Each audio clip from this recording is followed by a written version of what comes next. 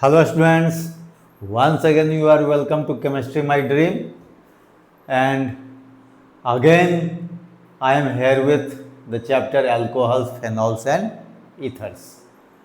और अभी अभी हमने जो है आपको बताया है अपने प्रीवियस क्लास में, ये देखिए अभी तक लिखा हुआ है, ये सारे जो है प्रिपरेशंस ऑफ अल्कोहल के लिए दिया हुआ है। डिफरेंट मेथड्स ऑफ प्रिपरेशंस है जिसमें हमने लगभग जो है 7 प्रिपरेशन जो है हमने लिया है अल्कोहल के लिए। और मैंने आपको बताया है कि 1 डिग्री 2 डिग्री 3 डिग्री अल्कोहल कैसे जो है ये बनेगा।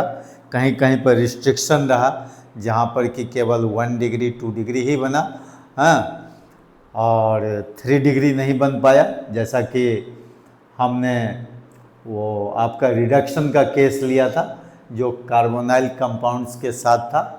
लेकिन देखिए वही अगर हम लोगों ने जो ग्रिग्नार्ड रिएजेंट के साथ लिया उसमें तीनों बन गया, 1 डिग्री 2 डिग्री और 3 डिग्री अल्कोहल। तो उसी तरह से आपका जो है यहाँ देखिए ये है आपका केवल 1 डिग्री अल्कोहल, क्योंकि प्राइमरी एमाइन लेकर के हम लोग काम करते हैं, या प्राइमरी एमीन बोलिए, ठीक है। लेकिन ये जो देखिए हाइड्रेशन ऑफ एल्कीन की जो बात होगी तो यहाँ फिर जो है आपको 1 डिग्री 2 डिग्री 3 डिग्री है ना अल्कोहल बन जाएगा। अब मान लीजिए ये तो आपका 2 डिग्री है, लेकिन 1 डिग्री के लिए क्या करेंगे, इस R को हम लोग हटा करके H दे देंगे, तो वो क्या बन जाएगा, इथीन हो जाएगा, जो एल्कीन का फर्स्ट मेंबर है। तो अगर हम इथीन को हाइड्रोलाइज कर देते हैं तो वो क्या बन जाएगा, आपका इथेनॉल बन जाएगा, जो 1 डिग्री अल्कोहल हो जाता है। और अगर हमको 3 डिग्री अल्कोहल के लिए करना होगा तो फिर हम लोग क्या कर लेंगे, ये जो यहाँ देखिए हम लोग इसको जो है फिर H हटा करके क्या कर लेंगे, हम लोग R कर देंगे, तो वो जो है आपका 3 डिग्री अल्कोहल जो है बन जाएगा, ठीक है। तो एल्कीन से हम लोग तीनों ही अल्कोहल बना सकते हैं, 1 डिग्री 2 डिग्री 3 डिग्री। अगर आपको यहाँ थोड़ा सा देखना है तो वो हम आपको थोड़ा सा दिखाते हैं, अदरवाइज हम लोग क्या करेंगे कि प्रॉपर्टीज़ में आ जाएंगे, प्रॉपर्टीज़ ऑफ अल्कोहल। ऐसे चलिए थोड़ा सा जो है हम आपको वहाँ पर हेल्प कर देते हैं। और मैंने आपको प्रीवियस क्लास में ये बताया था कि एक और इसमें रिएक्शन होगा, बल्कि 2 रिएक्शन है, एक ऑक्सीमर्क्यूरेशन डीमर्क्यूरेशन जो मार्कोनी-कॉप्स रूल को फॉलो करता है, ठीक है, जिसमें कि आपका अल्कोहल बनता है। और एक जो है आपका हाइड्रोबोरेशन रिएक्शन है जिसमें एंटी मार्कोनी-कॉप्स रूल जो है लागू होता है। और आपको पता ही है कि मार्कोनी-कॉप्स जो होता है वो क्या होता है, इलेक्ट्रोफिलिक एडिशन होता है, और एंटी मार्कोनी-कॉप्स रूल जो होता है वो आपका फ्री रेडिकल एडिशन रिएक्शन होता है, जो मैकेनिज्म के थ्रू आपको पता चलता है। चलिए तो अब हम आपको है ना ये बता दें, हम लोग चलते हैं प्रॉपर्टीज। देखिए प्रॉपर्टीज ऑफ अल्कोहल्स। अब देखिए इस प्रॉपर्टीज़ में 2 है। पहला है आपका फिजिकल प्रॉपर्टीज़।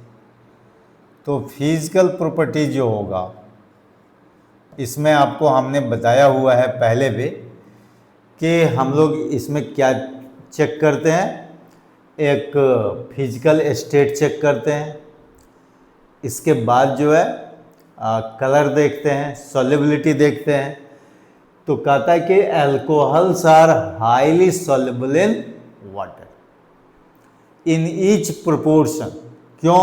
क्योंकि आप जानते हैं कि both alcohols and water form intermolecular hydrogen bonding. तो इसके चलते उसका जो सॉल्युबिलिटी है वो सबसे ज़्यादा है ना।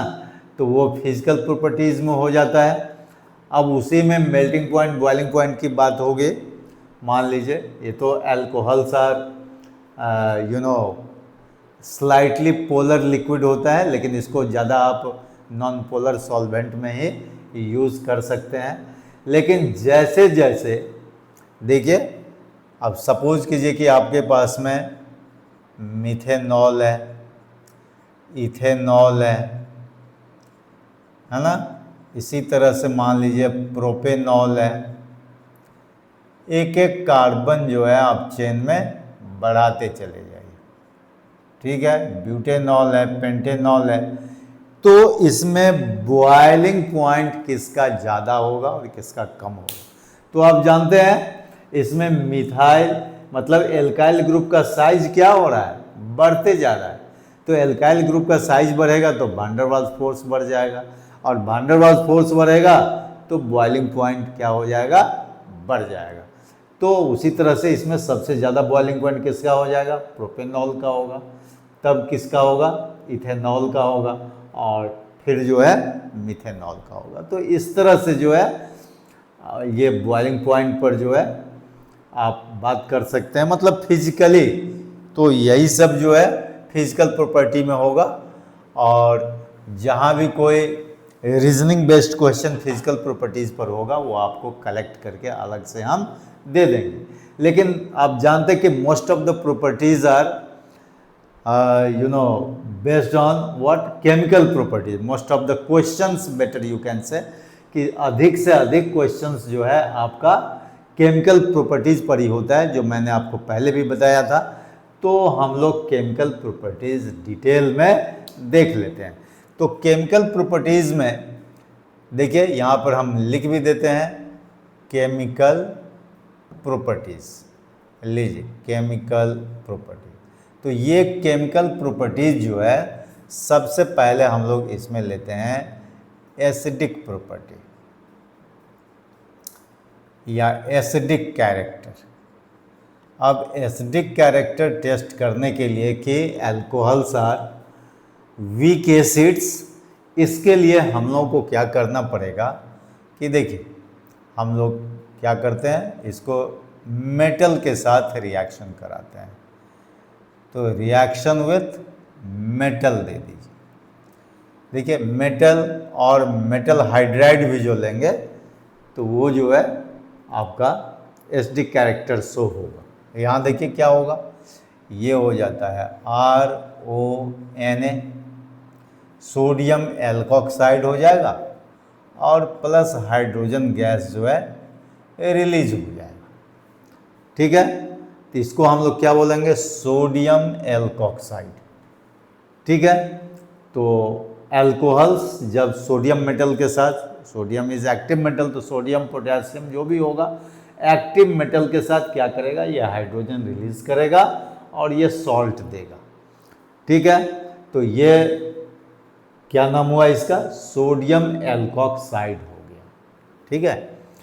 तो इससे क्या पता चला कि ये एसिडिक कैरेक्टर शो कर रहा है। तो जब कभी भी आप अल्कोहल का अगर टेस्ट भी करेंगे, टेस्ट फॉर अल्कोहलिक ग्रुप, तो आप सोडियम मेटल टेस्ट भी दे सकते हैं। सोडियम से उसको रिएक्शन करा दीजिए तो क्या होगा, हाइड्रोजन गैस रिलीज होगा, जो पॉपिंग साउंड से जो है आप पता कर लेते हैं by burning matchstick, and this is taken near the mouth of test tube containing hydrogen gas. जहाँ से हाइड्रोजन गैस रिलीज होगा वहाँ पर आप जो है बर्निंग मैच स्टिक रखिए, वो पॉप साउंड जो है वो आवाज़ करता है, वो साउंड देता है, तो आप कहते हैं कि ये हाइड्रोजन गैस रिलीज हो रही है, ठीक है। दूसरा जो है इसका वो होता है स्टेरिफिकेशन। स्टेरिफिकेशन देखिए ये दोनों ही जो है, स्टेरिफिकेशन का मतलब होता है फॉर्मेशन ऑफ ईस्टर। अब इसके लिए क्या होगा कि इसके लिए ये जो अल्कोहल है वो तो हम लोग लेते ही है, प्लस एक कार्बोक्सिलिक एसिड हम लोग ले लेंगे। देखिए R-COOH ले लेते हैं, ठीक है। और ये जो है हम लोग क्या कर दें, कॉन्क H2SO4। देखिए ये बहुत ही ज़रूरी है यहाँ पर, है ना, ये डिहाइड्रेटिंग एजेंट का भी काम करेगा और वो जो है क्या करता है, ये बना देगा, देखिए R डैश COOR हो जाएगा, ठीक है, और प्लस H2O। अब यहाँ पर जो है ये तो ठीक है, फ्रूटी स्मेल आपका ईस्टर का हो गया। This Easter is formed with Frooti smell, बहुत ही प्लेजेंट स्मेल होता है। लेकिन यहाँ पर एक क्वेश्चन बहुत ही इम्पॉर्टेंट है कि ये जो आपका H2O बना, इस H2O के लिए H कहाँ से आया और OH कहाँ से आया, ये काफ़ी इम्पॉर्टेंट है। तो ये देखिए, ये यहाँ से आपको H प्लस मिलेगा और यहाँ से आपको OH माइनस मिलेगा, ठीक है। तो H plus comes from alcoholic part, where as OH minus comes from carboxylic part, मतलब एसिडिक पार्ट।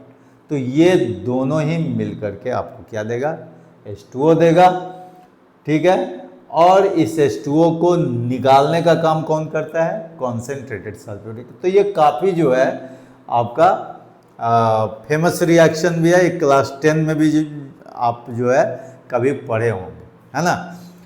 तो अब चूंकि 11 में तो है नहीं डिटेल में, इसीलिए जो है आपको 12 में ये पढ़ना होता है। तो these two reactions are very very important for detecting alcoholic group. तो जब भी आप एनालिटिकल केमिस्ट्री में आगे बढ़ेंगे, जब भी आप प्रैक्टिकल करेंगे क्लास 12 में, तो वहाँ पर होता है डिटेक्शन ऑफ फंक्शनल ग्रुप। तो फंक्शनल ग्रुप के डिटेक्शन के लिए अगर आपको एल्कोहलिक ग्रुप दे, तो ये दो कन्फर्मेटरी टेस्ट आप कर सकते हैं apart from ceric ammonium nitrate test. एक होता है सेरिक अमोनियम नाइट्रेट टेस्ट, जहाँ पर उसका जो है पिंक कलर का जो है वो कलरेशन फॉर्म होता है सेरिक अमोनियम नाइट्रेट के साथ, तो आप बोलते हैं कि alcoholic group is confirm. But उसके अलावे भी आपके पास में जो है दो और टेस्ट होगा, एक होगा सोडियम मेटल टेस्ट और एक होगा स्टेरिफिकेशन। तो सोडियम मेटल टेस्ट में आपको क्या मिलेगा, देखिए वही हाइड्रोजन जो है रिलीज होगा, जिसका पॉपिंग साउंड से जो है आपको पता चलेगा कि एसिडिक कैरेक्टर है, और साथ ही साथ क्या है, अल्कोहलिक ग्रुप का टेस्ट होगा। अब दूसरी बात यहाँ पर क्या है, ये स्टेरिफिकेशन भी करके जो है आप, है ना, जब आपका जो है ये फ्रूटी स्मेल देगा, बहुत ही प्लेजेंट फ्लेवर होगा, तब आप जो है बताएंगे कि ये जो है अल्कोहल था, ठीक है। ये अल्कोहलिक ग्रुप का टेस्ट। तीसरा जो आपका अल्कोहल के लिए प्रॉपर्टीज होगा वो होता है ऑक्सीडेशन। ये काफ़ी इम्पॉर्टेंट है।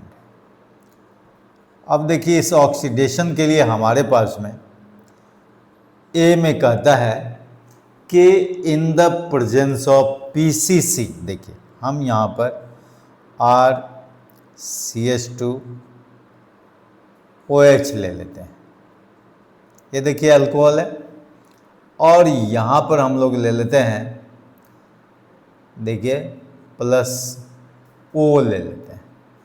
अब आप कहेंगे कि ये O कहाँ से आया, तो ये O आया PCC से, मतलब पिरिडीनियम क्लोरोक्रोमेट। इसका पूरा नाम जो है क्या होगा, पिरिडीनियम क्लोरोक्रोमेट होगा। और ये क्या करता है कि इसको केवल एल्डिहाइड स्टेज पर ला करके छोड़ देता है, ठीक है। और बाय प्रोडक्ट में ठीक है आपका H2O बन जाएगा, वो अलग चीज़ है, लेकिन इसमें केवल एल्डिहाइड बनेगा।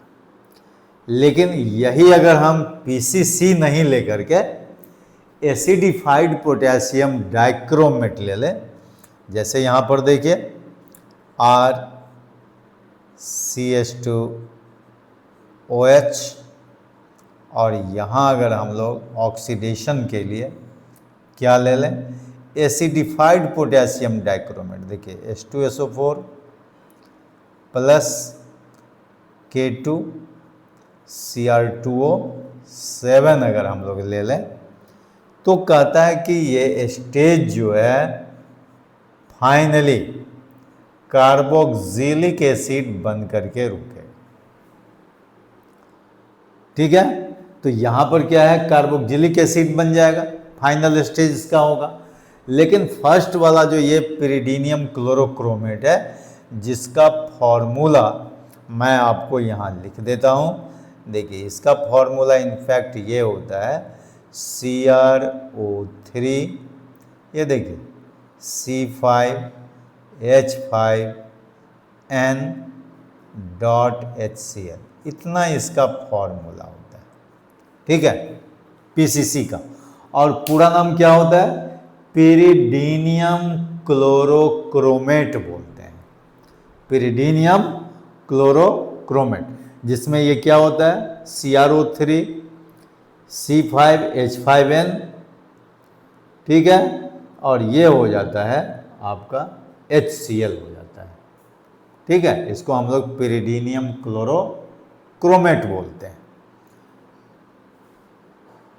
ठीक है, तो अब देखिए ये जो है आपका, अगर ऑक्सीडाइजिंग एजेंट में हम चेंज कर देंगे, जैसे मान लीजिए एसिडिफाइड पोटेशियम डाइक्रोमेट ले लें या चाहे एसिडिफाइड KMnO4 ले लें, तो वो सब क्या बना देगा, फाइनली कार्बोक्सिलिक एसिड बनाएगा। बल्कि एल्डिहाइड का स्टेज आएगा, लेकिन उस एल्डिहाइड के स्टेज को आप रोक नहीं सकते, है ना, वो कंटिन्यूड जो है आपका ऑक्सीडेशन होगा और फिर फाइनली कार्बोक्सिलिक एसिड बन जाता है। तो ऑक्सीडेशन में ये होता है, एक ऑक्सीडेशन जो है आपका, देखिए डिहाइड्रोजिनेशन होता है, जिसको हम लोग बोलते हैं, कंप्लीटली बोलते हैं कैटालिटिक डिहाइड्रोजिनेशन। डिहाइड्रोजिनेशन, अब कैटालिटिक डिहाइड्रोजिनेशन क्या होता है, कहता है कि आपने RCH2OH ले लिया और यहाँ पर आप कॉपर दे दीजिए। कॉपर के प्रेजेंस में क्या होता है, इसमें से हाइड्रोजन जो है निकल जाता है। डिहाइड्रोजिनेशन का मतलब क्या, हाइड्रोजन का निकलना, और ये फाइनली जो है आपका एल्डिहाइड बन जाता है। ठीक है, ऐसे इसको हम लोग अल्फा एलिमिनेशन रिएक्शन भी बोलते हैं। क्या बोलते हैं, अल्फा एलिमिनेशन रिएक्शन, क्योंकि यहां देखिए आप अल्फा पोजीशन से ही, है ना, दोनों हाइड्रोजन जो है, एक हाइड्रोजन यहां से, एक हाइड्रोजन यहां से आपका निकल जाएगा, तो ये क्या बन जाएगा, H2 हो जाएगा। तो अल्फा पोजीशन क्या है, यही देखिए, इसी कार्बन को हम लोग अल्फा कार्बन बोलते हैं। तो इसी जगह से दो हाइड्रोजन जो है हमारा निकल जाएगा, एक हाइड्रोजन यहाँ से निकलेगा और एक हाइड्रोजन यहाँ से निकलेगा। ठीक है, तो जब आप मैकेनिज्म लिखेंगे तो आपको पता चलेगा कि this is alpha elimination reaction. ऐसे हमने आपको बीटा एलिमिनेशन रिएक्शन बहुत पहले ही बताया, अभी भी इसमें बताएंगे। ठीक है, तो ये अल्फा एलिमिनेशन रिएक्शन का एग्जाम्पल भी हो गया। तो ये हो गया कैटालिटिक डिहाइड्रोजिनेशन रिएक्शन, जिसमें एल्डिहाइड बनेगा। किसके लिए, प्राइमरी अल्कोहल देंगे तो एल्डिहाइड बनेगा, और सेकेंडरी अल्कोहल देंगे तो कीटोन बनेगा।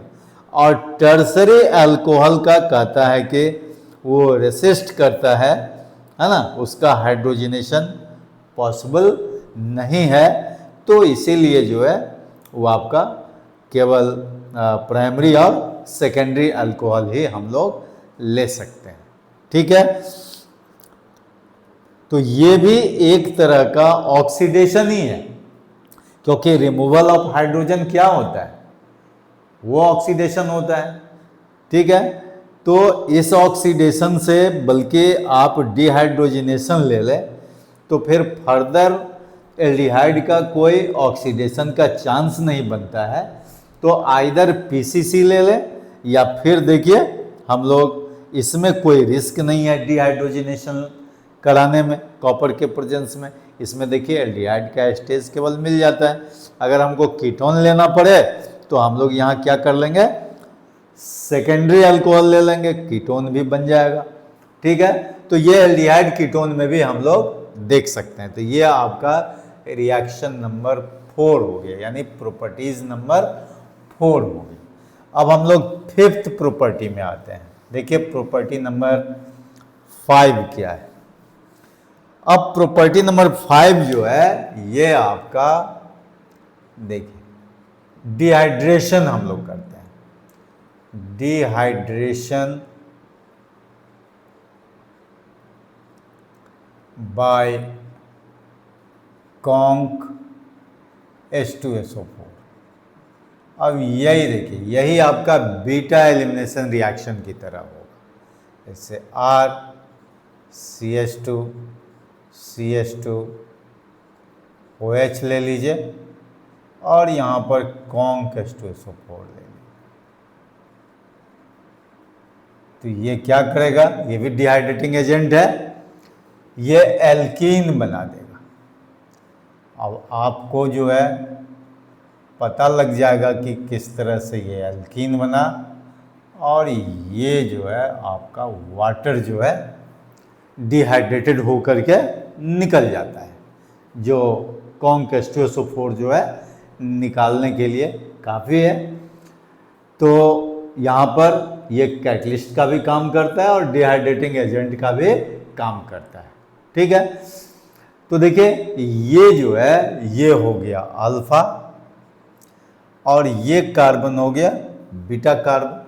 तो आप देख रहे हैं बीटा से हाइड्रोजन निकला और अल्फा से OH निकला। ठीक है, तो ये हो गया beta elimination reaction. This is beta elimination reaction. तो अगर आप चाहेंगे कि इसका मैकेनिज्म लिखें तो ऐसे हम बाद में आपको मैकेनिज्म बताते ही, लेकिन ये मैकेनिज्म काफ़ी इम्पॉर्टेंट है, इसीलिए आप चाहें तो इस मैकेनिज्म को यहाँ पर कर सकते हैं। तो देखिए किस तरह से ये मैकेनिज्म फॉलो होता है। अब यहाँ देखिए RCH मैकेनिज्म में जनरली बॉन्ड ब्रेकिंग और बॉन्ड फॉर्मिंग होता है, इसीलिए आपको हमेशा जो है स्ट्रक्चर के फॉर्म में लिखना होता है। देखिए यहाँ पर ये जो है आपका H है। ठीक है, अब यहाँ क्या होता है, ये जो कॉन्क H2SO4 है, इस कॉन्क H2SO4 से H प्लस जो है हम लोग ले लेते हैं। This comes from conc H2SO4। यहाँ पर हम लोग लिख देंगे फ्रॉम कॉन्क H2SO4। यहाँ से हम लोग ले लेते हैं, या पहले ही हम लोग H2SO4 का जो है आयोनाइजेशन कर देंगे H plus plus HSO4 minus. ऐसे भी हम लोग कर सकते हैं। अगर मान लीजिए या तो ये लिख दीजिए या नहीं तो हम लोग ये लिख देते हैं H2SO4 लिख करके यहाँ पर H प्लस कर दीजिए प्लस HSO4 माइनस कर दीजिए, कोई दिक्कत नहीं है। इसी H प्लस को हम लोग ले लेते हैं और इसको हम लोग क्या करते हैं, यहाँ देखिए ये पेयर ऑफ इलेक्ट्रॉन जो है H प्लस को दे करके और इसका प्रोटोनेशन कर देते हैं। क्या करते हैं, प्रोटोनेशन। प्रोटोनेशन का मतलब होता है प्रोटोन का एडिशन। तो यहाँ ये प्रोटोन जो है H प्लस प्रोटोन ही है, वो इसमें ऐड हो जाएगा। देखिए किस तरह से ऐड होता है, तो ये हो जाएगा RCH,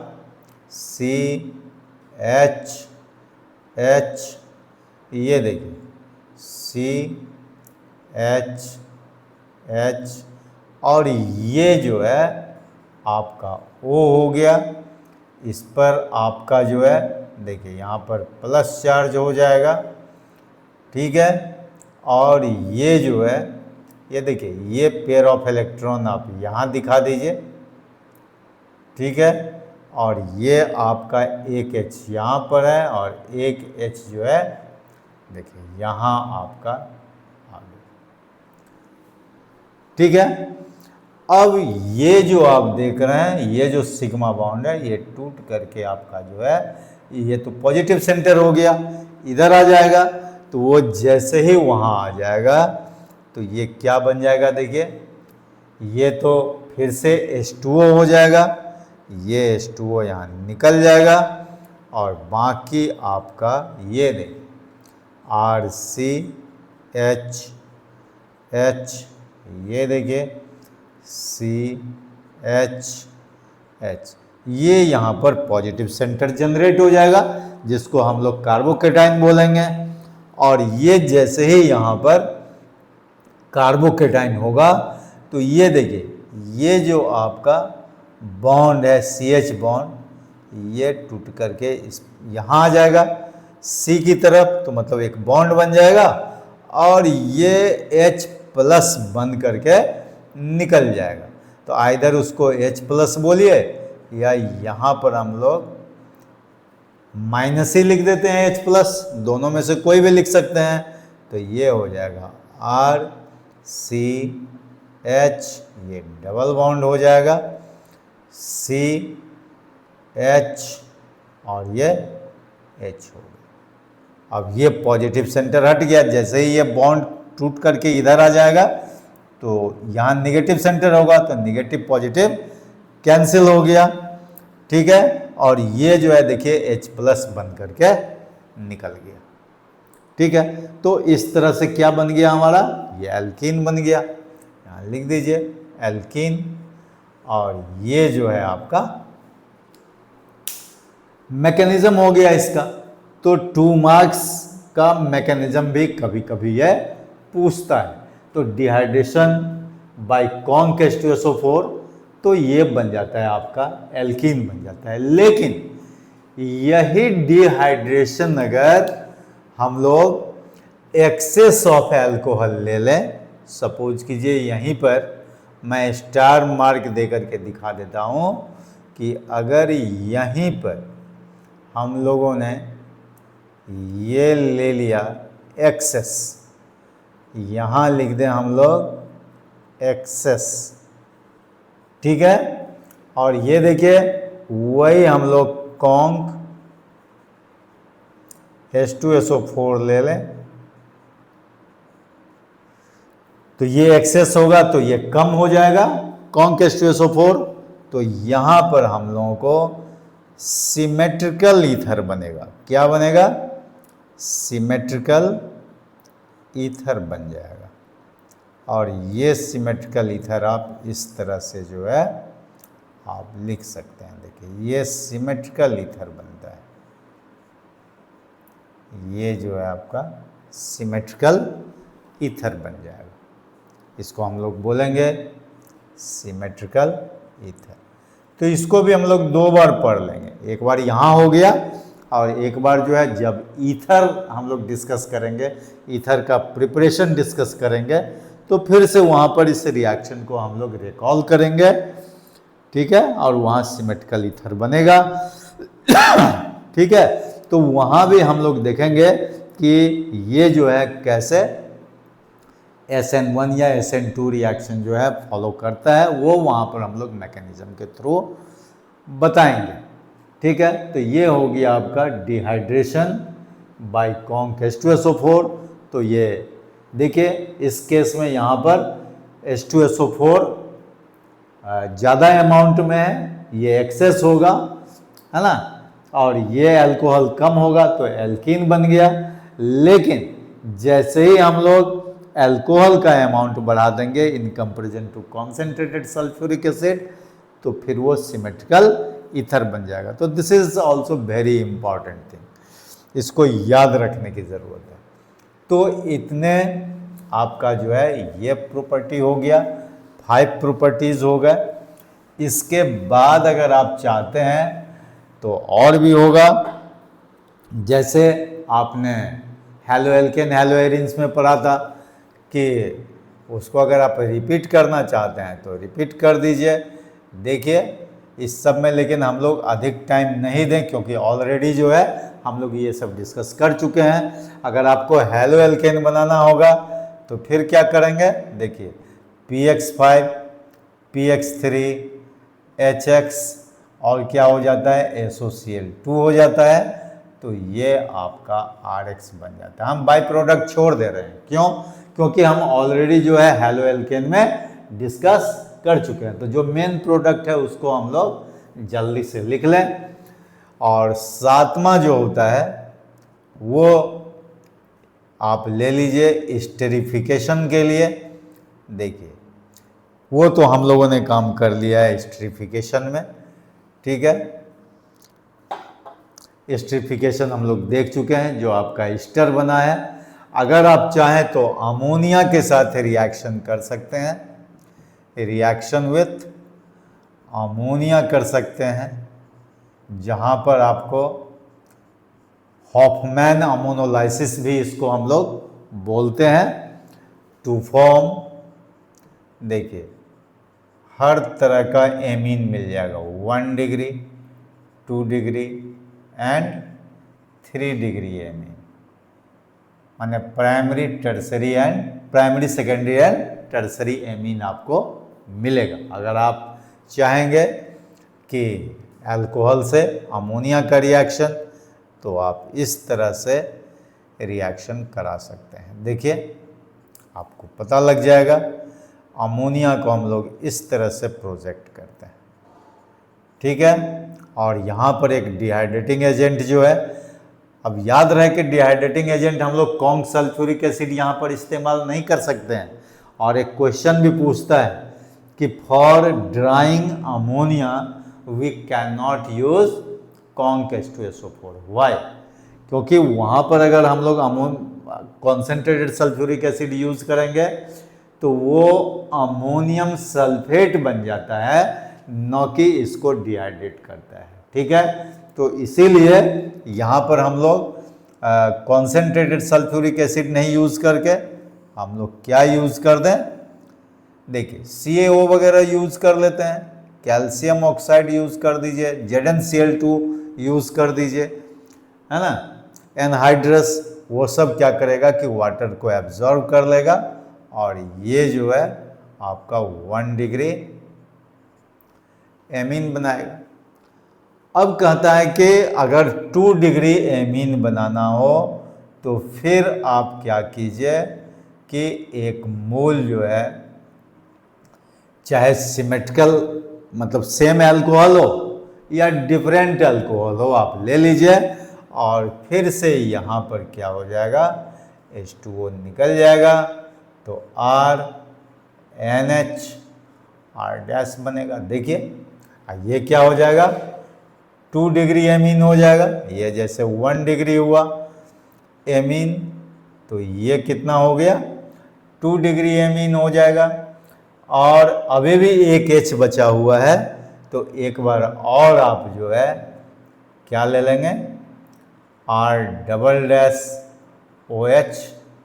अगर आप चाहें तो सेम अल्कोहल ले लें या फिर डिफरेंट ले लें, तो अब ये बन जाएगा RN, देखिए R- एंड R-। ये आपका 3 डिग्री एमीन बन जाएगा, ठीक है। तो इस तरह से जो है हम लोग एग्जॉस्टिव अमोनोलाइसिस हम लोग करते हैं, या हॉफमैन अमोनोलाइसिस भी बोलते हैं। तो इससे हमारा 1 डिग्री, 2 डिग्री, 3 डिग्री एमीन बनेगा। लेकिन इस रिएक्शन को हम लोग एमीन वाले चैप्टर में भी डिस्कस आसानी से कर सकते हैं। तो अल्कोहल से बहुत कुछ हम लोगों ने बना लिया, तो ये सब के सब अल्कोहल के प्रॉपर्टीज हुए। अब भी अगर कुछ प्रॉपर्टीज आपका NCERT के हिसाब से कुछ बचा हुआ होगा, तो हम लोग इसको जो है आगे भी डिस्कस कर सकते हैं। अदरवाइज ये काफ़ी है। इसके बाद देखिए यूजेस ऑफ अल्कोहल क्या होता है। अब मैं यहाँ पर एक चीज़ बता देना चाहता हूँ कि अब तक जो हम लोगों ने alcohol 1 degree, 2 degree, 3 degree alcohol लिया, ये सब के सब हम लोगों ने एलिफैटिक अल्कोहल में काम किया। अब आपके दिमाग में ये भी चल रहा होगा कि सर प्रिपरेशन पढ़ाए, प्रॉपर्टीज पढ़ाए और केवल जो है एलिफैटिक अल्कोहल के लिए बात की है, क्या एलिसाइक्लिक अल्कोहल नहीं बन सकता है क्या एरोमेटिक अल्कोहल नहीं बन सकता है क्या? बिल्कुल बन सकता है। जहां भी आपने आर लिया वहां पर आप अगर एरोमेटिक अल्कोहल बनाना होगा तो क्या कर लेंगे, हम लोगों को C6H5CH2 ले लेंगे, जिसको बेंजाइल ग्रुप बोलते हैं। तो आप जानते हैं कि एरोमेटिक अल्कोहल किसको बोलते हैं, बेंजाइल अल्कोहल को बोलते हैं। तो कुछ नहीं, आर को हम लोग बेंजाइल ग्रुप से शिफ्ट कर देंगे तो क्या बन जाएगा, बेंजाइल अल्कोहल बन जाएगा। और अगर कोई एलिसाइक्लिक रिंग से अगर हम लोग सब्स्टिट्यूट कर देंगे आर को तो एलिसाइक्लिक अल्कोहल बन जाएगा। इसीलिए आप ऐसा नहीं देखेंगे बुक में कि उसका प्रिपरेशन जो है अलग से दिया हुआ है, ऐसा नहीं है। ये आपका मतलब कंफर्म्ड है, बल्कि आपको ये कंफर्म हो जाना चाहिए कि हम इसी रिएक्शन से दोनों ही क्लास का जो बचा हुआ क्लास है एलिसाइक्लिक का और एक एरोमेटिक का, वो भी बना सकते हैं। लेकिन वही चीज आपको याद रखना होगा कि जहां भी सब्स्टिट्यूशन रिएक्शन की बात होगी तो वहां पर आपको थोड़ा सा अलर्ट हो जाना होगा, क्योंकि आप जानते हैं कि एरोमेटिक पार्ट जो होता है, एरिन्स जो होता है, arenes do not undergo substitution reaction normally, है ना। जो मैंने आपको बताया भी था हेलो एल्केन हेलो एरिन में कि halo alkanes are more reactive than halo arenes towards nucleophilic substitution reaction. तो बस उसी पार्ट को खाली ध्यान में रखना है, बाकी आपका एलिफैटिक, एरोमेटिक और एलिसाइक्लिक तीनों क्लास का अल्कोहल इसी तरह के प्रिपरेशन और प्रॉपर्टीज से सेटिस्फाइड हो जाते हैं। तो प्रॉपर्टीज के लिए भी वही चीज लेंगे और प्रिपरेशन के लिए भी वही चीज लेंगे, खाली वही न्यूक्लियोफिलिक सब्स्टिट्यूशन रिएक्शन जहां होगा वहां थोड़ा सा हम लोगों को रुक जाना है। नॉर्मली क्या होगा कि एरीन में न्यूक्लियोफिलिक सब्स्टिट्यूशन नहीं होता है, लेकिन बेंजाइल वाला जो पार्ट हम लोग लेंगे वो तो बेंजीन से अलग आपका जो है वो CH2 ग्रुप होता है, उसमें तो आप आसानी से सब्स्टिट्यूशन कर सकते हैं, इसीलिए वहां पर भी कोई खतरा नहीं है। तो चलिए, ये सारा कुछ जो है आपका प्रॉपर्टीज ऑफ अल्कोहल हो गया।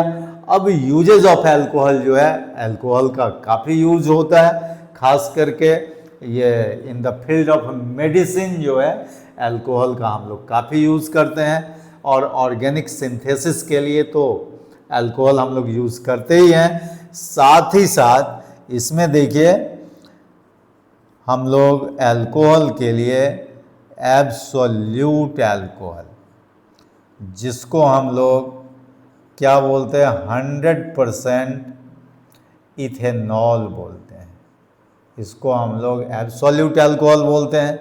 इसके बाद होता है आपका, देखिए, पावर अल्कोहल होता है। अब पावर अल्कोहल क्या होता है? पावर अल्कोहल कहता है कि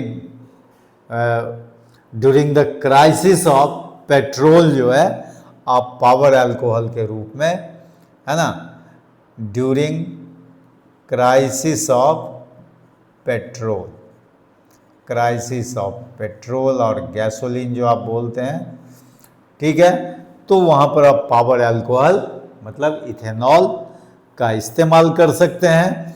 इसके बाद होता है डीनेचर्ड अल्कोहल। अब डीनेचर्ड अल्कोहल क्या होता है? इसको हम लोग मिथाइलेटेड स्पिरिट भी बोलते हैं, डीनेचर्ड अल्कोहल। इसमें क्या होता है कि when ethanol is mixed with a little amount of methanol, it is not fit for drinking and that is called denatured alcohol। तो ये होता है CH3OH प्लस C2H5OH का जो मिक्सचर है, इसी को हम लोग बोलेंगे डीनेचर्ड अल्कोहल बोलेंगे। तो इस तरह से अल्कोहल का ढेर सारे यूजेस भी आप जो है आसानी से पढ़ सकते हैं। ठीक है, तो इसी के साथ जो है आपका प्रॉपर्टीज ऑफ अल्कोहल भी ख़त्म हो जाता है, यूजेस भी हो जाता है। तो अल्कोहल पर ऑलमोस्ट जितना भी डिस्कशन था वो हो चुका, और भी अगर कुछ बचा हुआ होगा इम्पॉर्टेंट पॉइंट तो वो हम आगे के लेक्चर में मैं उसे इंक्लूड करूंगा, और उसके बाद हम लोग फेनॉल्स की तरफ आगे बढ़ जाएंगे। Okay, thank you, all the best.